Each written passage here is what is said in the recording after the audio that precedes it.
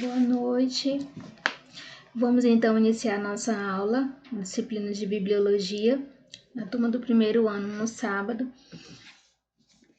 Nós vamos agora dar continuidade falando sobre o capítulo 3.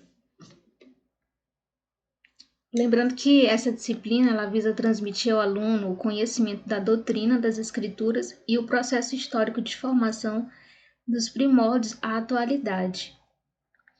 No capítulo 3, como eu falei, nós vamos abordar o seguinte tema: a inerrância, a infalibilidade, a autoridade e sacralidade da Bíblia. No primeiro tópico, nós vamos falar sobre a inerrância. A inerrância é a qualidade daquilo que é inerrante, que significa dizer que não contém erros, que não se engana, que é infalível.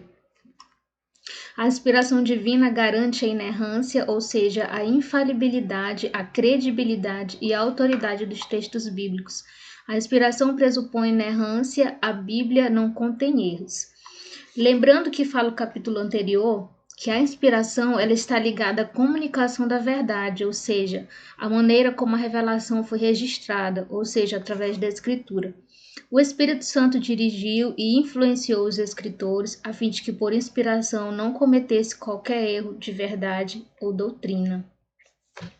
Então, nós vamos ver alguns conceitos de inerrância. O primeiro deles é a inerrância absoluta, onde diz que a Bíblia é totalmente verdadeira, incluso análises detalhadas de ciência e história. A inerrância plena, que diz que a Bíblia é completamente verdadeira e o objetivo principal não é a informação sobre ciência e história, mas suas declarações sobre estes assuntos são completamente verdadeiras. E a inerrância limitada, que diz que a Bíblia é inerrante e infalível em suas referências à salvação. Porém, em relação à ciência e à história, não. Dando continuidade, nós vamos falar agora sobre esse ponto que não deixa de ser importante, do conservadorismo e do modernismo. Por 18 séculos da história da Igreja, foi mantida a opinião conservadora que declara que a Bíblia é a palavra de Deus. O conceito da inspiração plena se relaciona com o conceito de inerrância plena. Com o surgimento do modernismo, surgiu um novo posicionamento, o conceito ou teoria da inspiração parcial, que se relaciona com o conceito de inerrância limitada, onde declara que a Bíblia contém a palavra de Deus. Fala que os escritores não errariam em questões sobre a salvação do homem, porém da ciência e história não.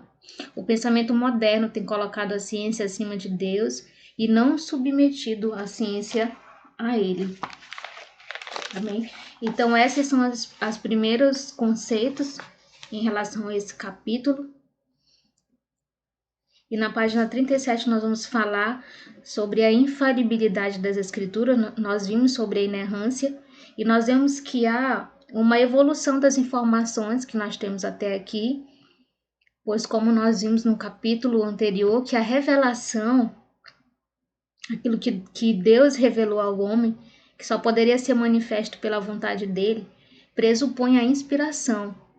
E a inspiração pressupõe a inerrância pressupõe a infalibilidade da Escritura, e esta, por sua vez, nos diz que a Bíblia é infalível, não contém erros, é totalmente digna de confiança. Fiel é esta palavra, assim como dizem a própria Escritura. Nos idiomas originais em que foi escrita, a Bíblia ela é completamente infalível, sem nenhum tipo de erro. Esta é a posição de todas as confissões das grandes igrejas evangélicas através dos anos. Na página 38, nós vamos ver sobre o fundamento da doutrina da infalibilidade. Qual é o fundamento da doutrina da infalibilidade? O fundamento dessa doutrina é da própria Bíblia. Ela afirma ser inspirada por Deus. Lá em 2 Timóteo, no capítulo 3, no versículo 16, a Bíblia diz: toda a Escritura é divinamente inspirada e proveitosa para ensinar, para redarguir, para corrigir, para instruir em justiça. Ou seja, desta maneira, ela está no início Lá em Deuteronômios, no capítulo 4, versículo 2, a Bíblia diz: Não acrescenteis a palavra que vos mando, nem diminuireis dela, para que guardeis os mandamentos do Senhor vosso Deus que eu vos mando. No meio, nada acrescenteis as suas palavras, para que não te repreendas e seja achado mentiroso, em Provérbios 36. E no fim, porque eu testifico a todo aquele que ouvir as palavras da profecia deste livro, que se alguém lhes acrescentar alguma coisa, Deus fará vir sobre ele as pragas que estão escritas neste livro. Apocalipse 22, 18. Tá? A Bíblia é uma revelação original da verdade. O que esse tema, essa afirmação quer dizer?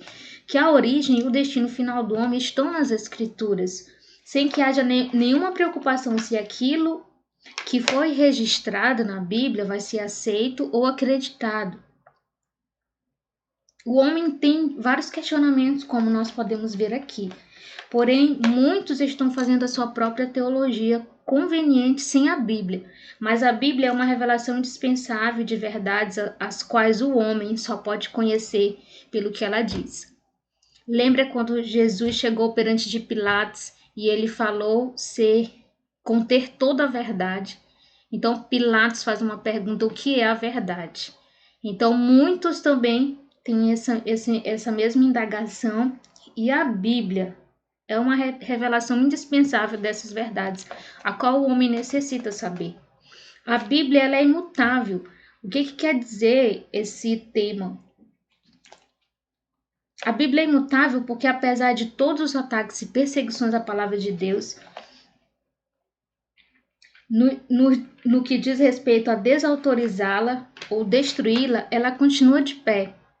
Muito da incerteza e incredulidade a respeito da Bíblia partiu dos chamados cientistas. A Bíblia não é um manual científico, mas jamais foi provado que contém qualquer fato científico falso. Por que duvidar da Escritura Sagrada, que tem resistido aos séculos? Então, eu fecho aqui essa nossa primeira aula, ainda não finalizou esse capítulo 3, mas eu quero deixar essa indagação que o autor ele faz. Por que duvidar das Escrituras Sagradas que têm resistido aos séculos? E eu quero te incentivar a se aprofundar nesse conhecimento, buscando também outras fontes, tá? Buscando também outros materiais que possam acrescentar no nosso conhecimento, tá? Faça uma atividade proposta e leitura do capítulo. Tchau, tchau e até a próxima aula.